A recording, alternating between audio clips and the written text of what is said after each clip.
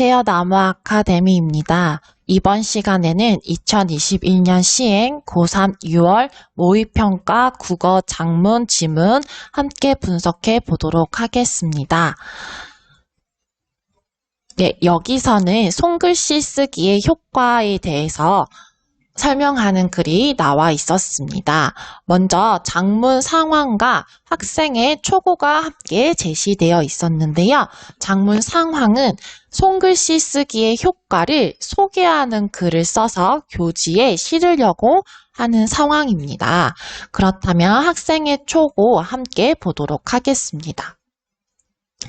컴퓨터와 온라인을 기반으로 한 쓰기 환경이 조성됨에 따라서 많은 학생들이 펜을 쥐는 대신에 컴퓨터 자판을 두드리는 일이 일상화되었다라고 나와 있습니다. 네, 먼저 첫 번째 도입 부분에서는 바로 손글씨 쓰기 대신 컴퓨터 자판을 이용한 쓰기를 선호하게 된 배경이 나타나 있었습니다. 그 다음 보도록 할게요. 손글씨 쓰기보다 힘이 덜 들고 그리고 편리하기 때문에 많은 학생들이 컴퓨터 자판을 이용한 쓰기를 선호한다라고 나와 있습니다. 네, 이 부분은 바로 학생들이 컴퓨터 자판 사용을 더 선호하는 이유를 제시하고 있었습니다. 하지만 손글씨 쓰기의 효과는 생각보다 크다라고 나와 있는데요. 네, 하지만이라는 역접의 표지를 사용함으로써 앞의 내용과 반대되는 손글씨 쓰기가 컴퓨터 자판을 활용한 쓰기보다 더 효과적이다라는 내용을 제시하고 있었습니다. 네, 이 글의 주제와도 관련되는 내용임을 알 수 있겠죠. 그 다음 문단 함께 보도록 하겠습니다. 자, 컴퓨터 자판으로 글자를 입력할 때에는 이라고 나와 있는데요. 네, 여기서는 컴퓨터 자판으로 글자를 입력할 때의 특성이 나와 있습니다. 볼게요. 강을 입력하듯 물을 입력하듯 손가락으로 3번의 타점을 두드리는 동작에는 큰 차이가 없다라고 나와 있습니다.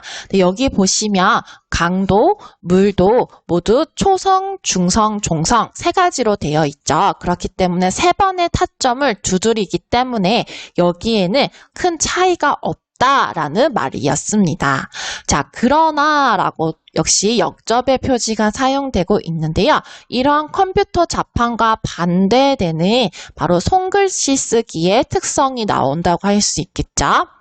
손으로 글씨를 쓸 때에는 손의 동선이 그대로 글씨를 이루며 단어마다 다른 궤적이 생기게 된다라고 나와 있습니다.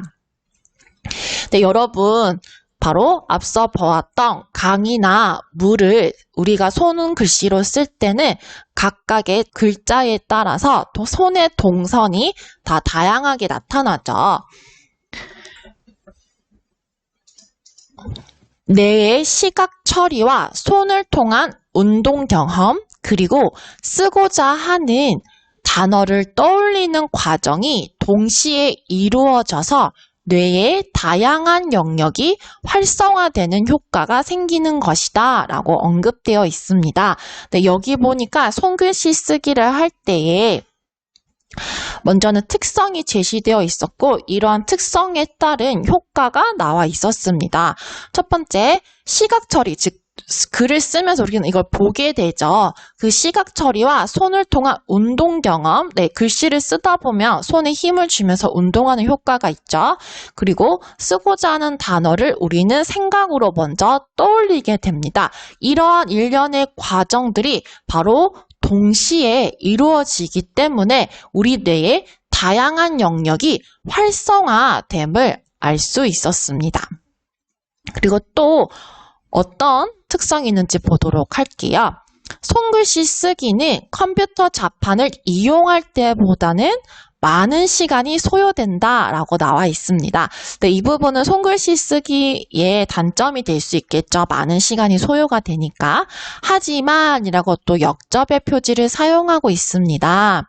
이 느림, 즉 많은 시간이 소요되는 이 느림 때문에 어떠한 장점이 있냐면 사고할 수 있는 시간이 확보된다라고 합니다. 네, 글을 쓰면서도 이 글을 쓰는 내용에 대해서 우리는 한 번 더 생각을 하게 되죠.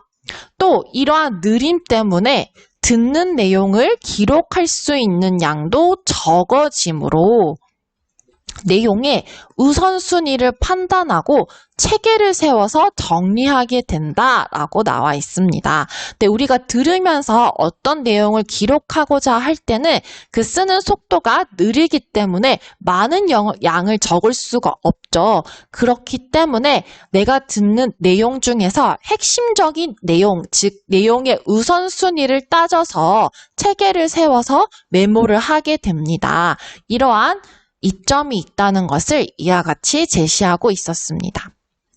이때 이러한 과정에서 정보의 선별과 구조화라는 고등사고 과정이 이루어진다.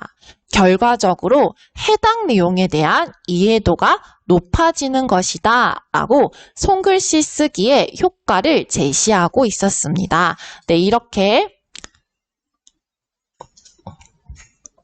2문단과 3문단에 제시되어 있는 손글씨 쓰기의 효과는 아무래도 인지적인 측면에서의 장점들을 설명했다고 할 수 있겠습니다. 자, 그 다음 문단 함께 보도록 할게요. 최근에는 정서적 효과도 주목받고 있다라고 나와 있습니다. 네, 이렇게 손글씨 쓰기가 앞서 보았던 인지적 측면뿐만 아니라 정서적인 측면에서도 효과가 있음을 언급하고 있는데요. 어떤 점이 있냐면 좋은 글귀를 손으로 차분히 따라 쓰는 필사는 자신이 적고 있는 글귀에 몰입하는 경험, 즉 집중을 할 수 있게 되고요.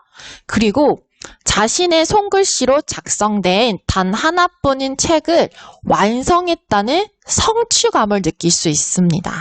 또한 좋아하는 글을 음미하며 마음이 치유되는 느낌을 받기도 한다고 합니다. 네, 이렇게 손글씨 쓰는 것에 인지적, 정서적 측면에 효과가 있음을 설명하고 있었습니다. 컴퓨터 자판을 이용한 쓰기는 현대사회에서 필수적이다.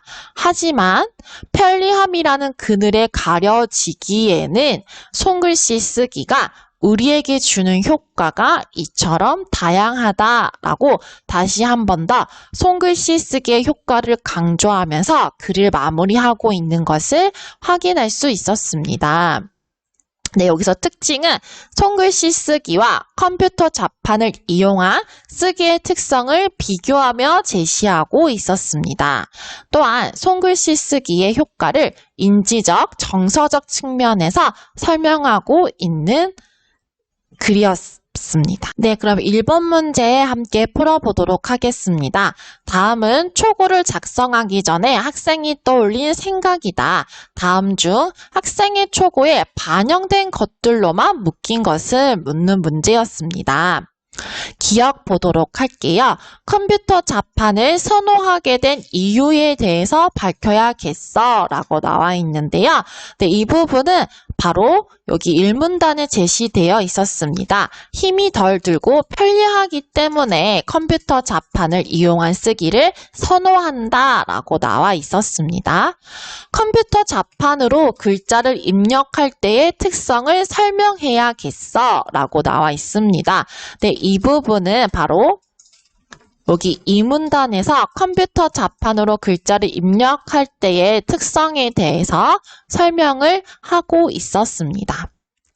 디귿 보도록 할게요. 손글씨 쓰기의 효과를 인지적 측면과 정서적 측면에서 제시해야겠어. 네, 여기 보시면 이 문단과 3문단에서는 인지적 측면에서의 효과를 제시하고 있었습니다. 그리고 여기서는 정서적 효과도 주목받고 있다라고 정서적인 측면의 효과를 제시하고 있음을 우리는 확인할 수 있었습니다.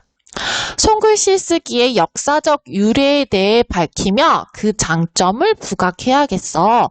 근데 여러분 여기에는 손글씨 쓰기의 역사적인 유래에 대해서 나와 있지 않았으므로 적절하지 않습니다. 마지막으로 미음 보도록 할게요. 글의 마지막에는 손글씨 쓰기의 효과를 한 번 더 강조하며 마무리해야겠어 라고 나와 있는데요. 네, 여기 보시면 하지만 편리함이라는 그늘에 가려지기에는 손글씨 쓰기가 우리에게 주는 효과가 이처럼 다양하다라고 한 번 더 강조하며 글을 마무리하고 있었습니다. 따라서 기역, 니은, 디귿, 미음 이 정답이 되겠죠? 정답은 5번이라고 할 수 있겠습니다. 이 외에도 다양한 변형 문제가 있으니 함께 풀어보시기 바랍니다. 이 모든 자료는 나무 아카데미에서 이용하실 수 있습니다.